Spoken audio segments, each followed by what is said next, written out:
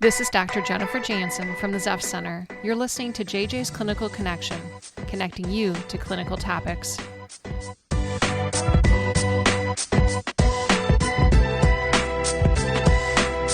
Join me as we take a deep dive into the world of behavioral health and learn about hot topics, innovative approaches, and top-notch professionals shaping our industry.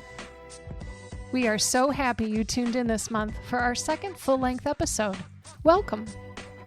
Each July, Zepf Center hosts its annual Christmas in July golf outing. It's a great day of advocacy, fundraising, and community building, with all proceeds benefiting local families. To learn more about this event and the program it supports, we'll be speaking with Zepf Center's own CEO, Deb Flores. She will talk us through the inspiration for this event, share some of her favorite memories from past years, and tell us more about the impact of this event on our clients and communities. We've also heard that this year's event will be extra special as Zepf Center celebrates 50 years of serving Northwest Ohio. Stay tuned for another great conversation.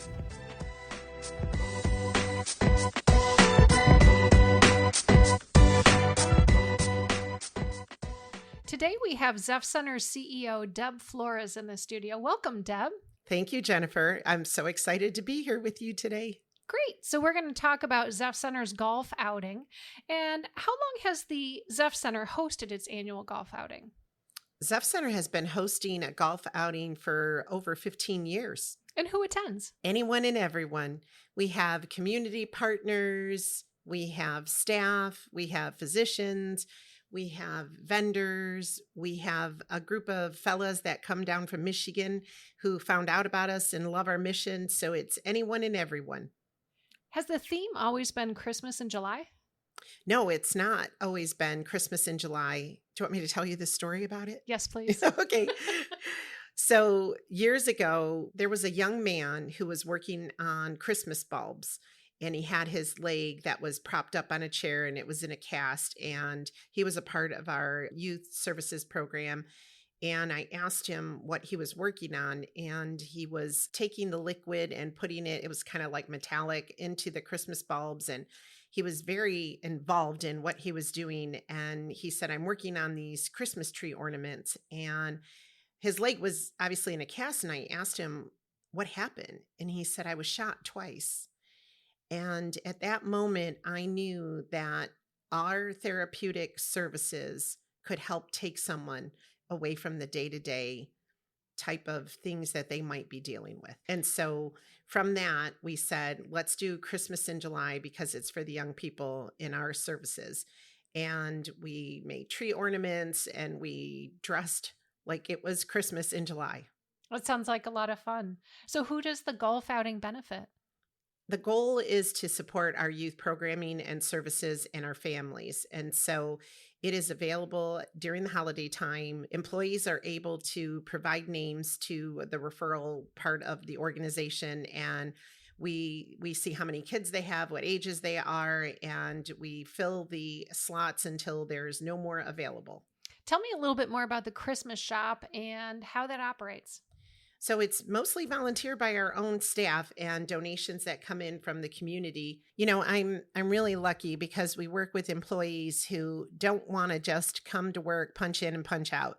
They are committed to our mission and they volunteer for all of our events. And so we have someone who spearheads the referrals. We need to make sure we understand who's being referred, what age range. So when we buy toys and items for the families that we're hitting the right age brackets, and we have to coordinate it. You can't have 300 people show up all at once. And so we have to set up a facility for 2 days of giving families dignity to go through the holiday shop and pick the items that they think would be valuable to them and their little people. And so during the holiday time, we want it to be a special time for families. They might not have access to things that they might want to be able to have for their kiddos. And so it's all brand new items and it's everything from cookware, it could be a crock pot, to cleaning supplies that are donated by an organization from time to time, to toys. And then we have our staff actually wrap the presents so that they can have them available to the kids. One year we had this young girl who came through the Holiday Shop and picked her own items because her mom had a wheelchair that was stolen. A motorized wheelchair was stolen, so her mom could not come and do it. And so the young girl came and picked her own items. Wow. It's all employee, again, volunteers, people who say, I want to be a part of this. The fun part is they can dress like an elf. We usually have holiday music. It's hard to talk about hot cocoa right now because it's July, but we have hot cocoa and we have staff members that bake the cookies, and during group they ice them. And so the goal is always to treat our patient population with dignity and respect. And our staff does that. They do it because they're committed to Zepf Center. So the golf outing then is the fundraiser that helps support the staff buying, purchasing, and putting on this event at the holiday time. That's correct. This sounds like a two-step event. The golf outing first that helps us prepare, and then what we call the Holiday Shop in December. Can you tell us a little bit more about that? Sure.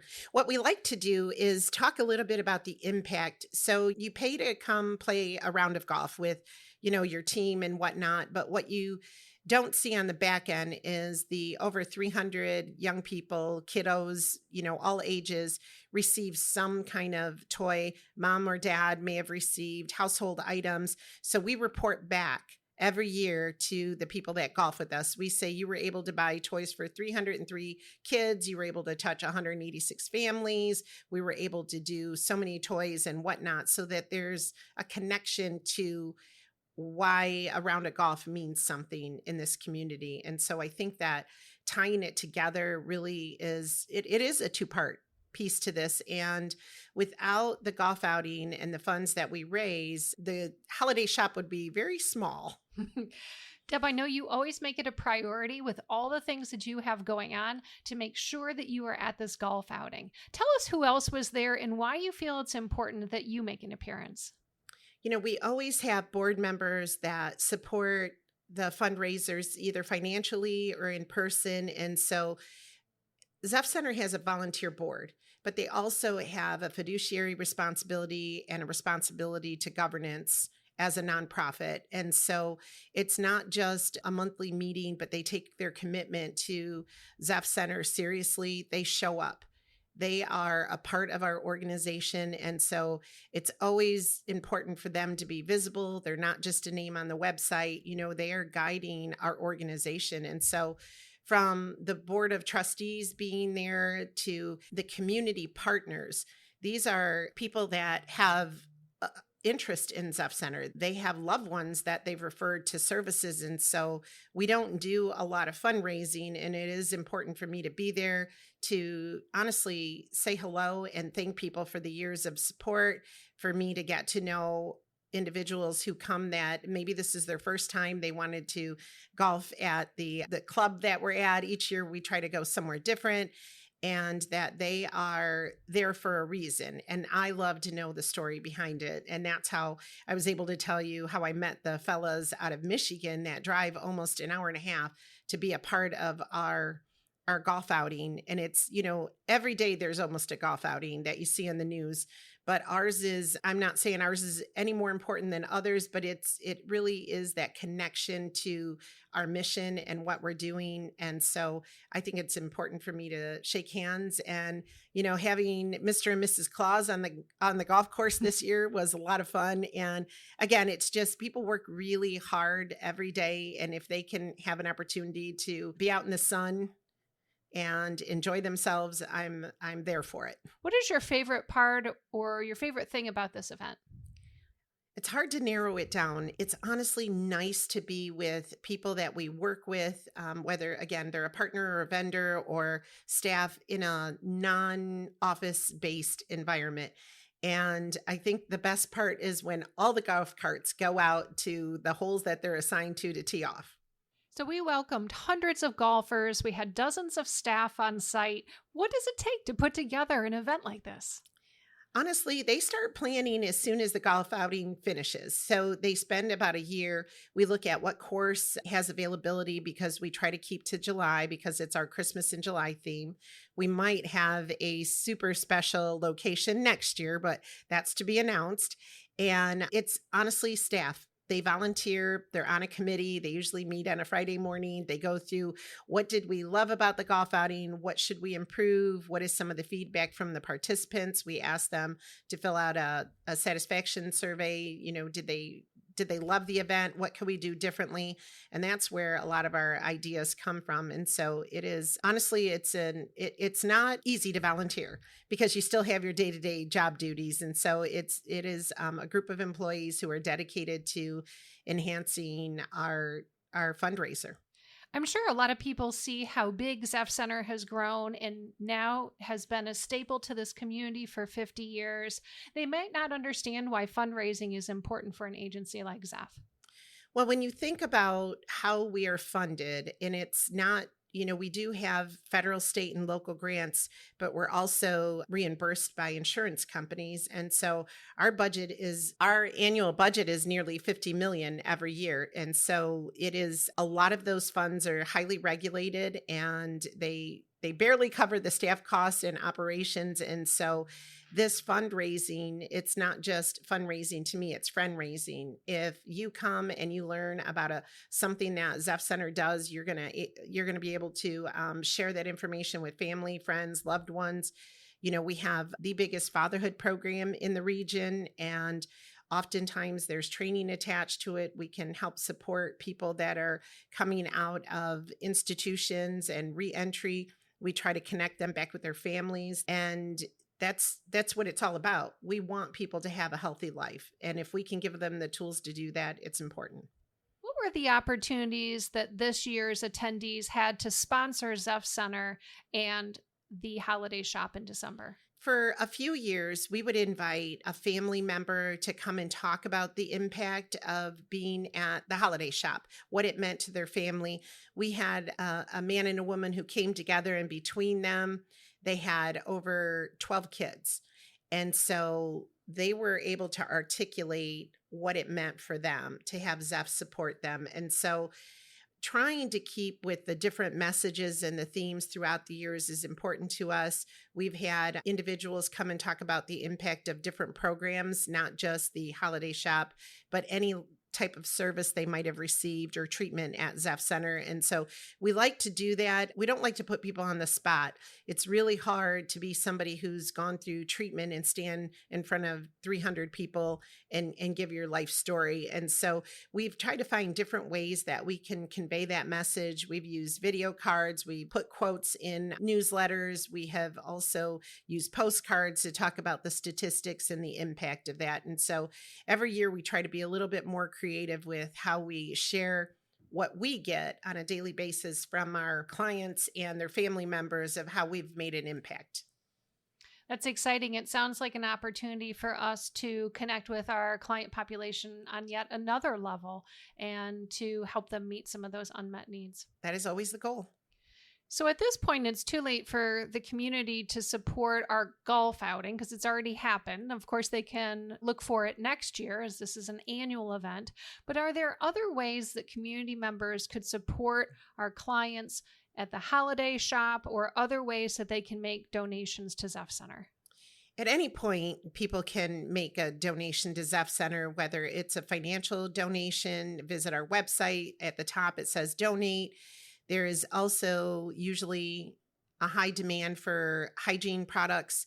Again, I said we have about 200 people that stay overnight with us. And oftentimes when people come, it's at a point in their life where they may not have a suitcase with clean clothing or a toothbrush and hygiene products.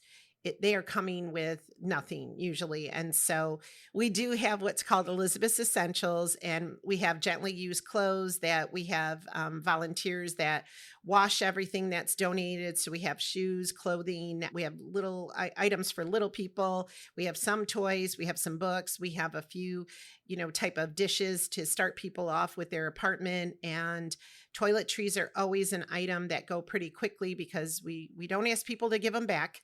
And I think that you can always donate. We have people that do an Amazon delivery to us. Sometimes they put their name, sometimes it's anonymous. And so we usually do take donations of that type, but financial resources, and they can put in the comment what they want the money to go towards.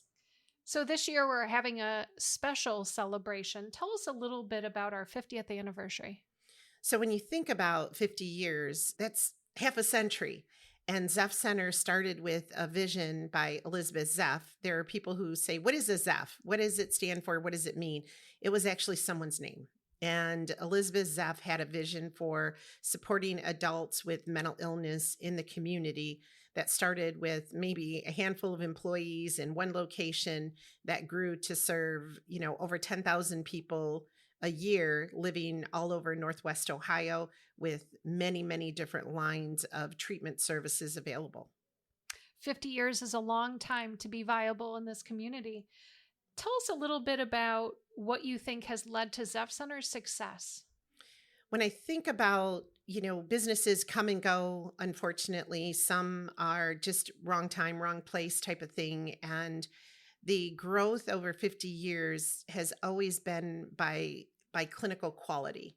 It's not a fly by night type of organization. We take our work seriously. We ensure that we have highly credentialed people that have spent years preparing and studying to be able to provide treatment modalities that are effective. We are looking at research-based clinical care. We are only using tools that show efficacy, that we know medications that are not going to harm our patients, that are going to lead to a life of recovery and hope. So Zepf Center started out serving adult patients with mental health issues. Tell us what all the Zepf Center does now. So over time, Zepf evolved, over the 50 years. It's hard to just compartmentalize everything we do. So I usually try to tell people that we serve adults and youth that have a diagnosed mental illness. We also treat adults with substance use disorder. We have quite a bit of different housing opportunities for people, from group homes to apartments to sober living. And I also say that on any given night, we could have about 200 people that I say stay overnight, whether they're living in the group homes, apartments, sober living house. We have a detoxification unit. We have residential care, and we have a crisis stabilization unit. And we also have the only youth runaway shelter in Northwest Ohio. So on any given night, we run a lot of operations that are 24/7, and our doors are open. What are the plans to celebrate this 50th birthday?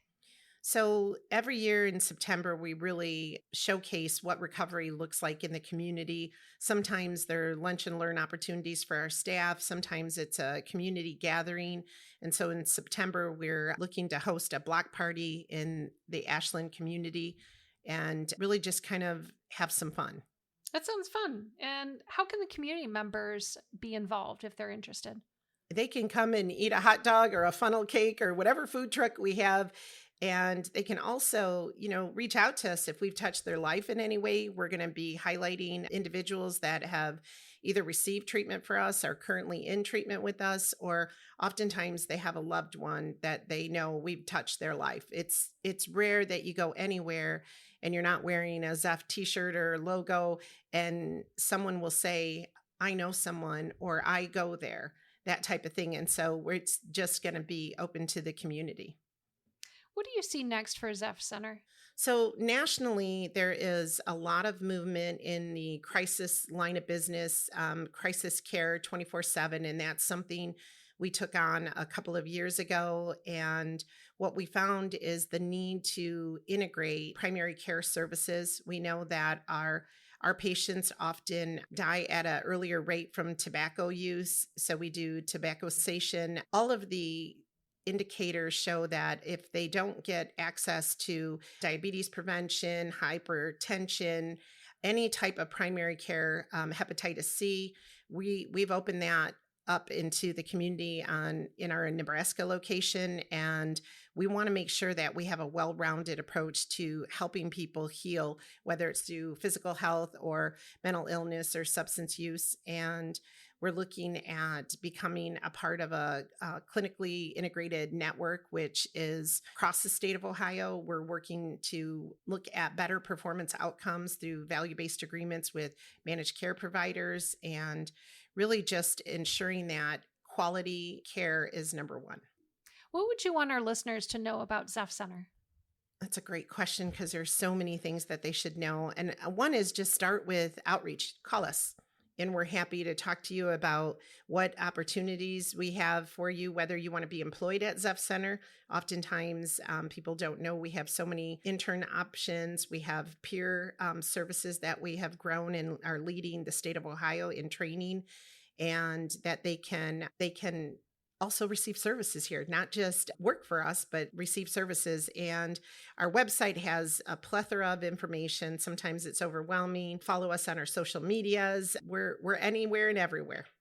Zepf has a lot of services, and I'm sure there's a lot of things behind the scene that keep it running day to day. What keeps you going, and what is your passion for the Zepf Center? You know, I've lived in this community my entire life. I was born and raised here. I lived in East Toledo. I went to college here. Both of my degrees are from the University of Toledo. And I believe in the community I live in. And I know the struggles that individuals may have. You know, I've dedicated my life to programs that are related to poverty and looking at how public policy can really help support families and individuals in need. And so it has just been my life's work and my mission and my calling.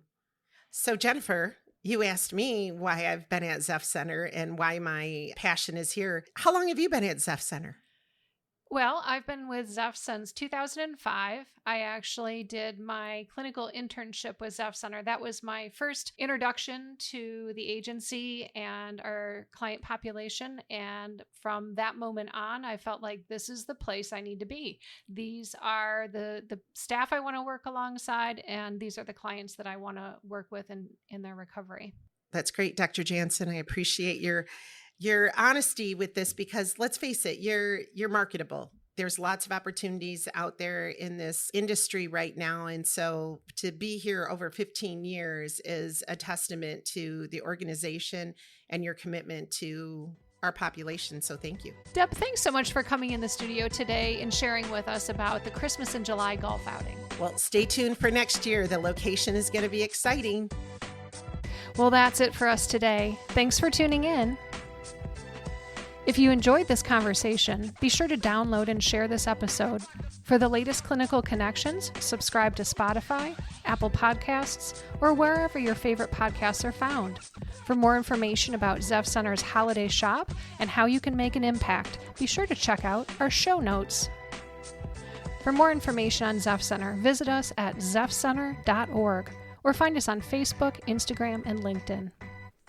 This is Dr. Jennifer Jansen, signing off until next time.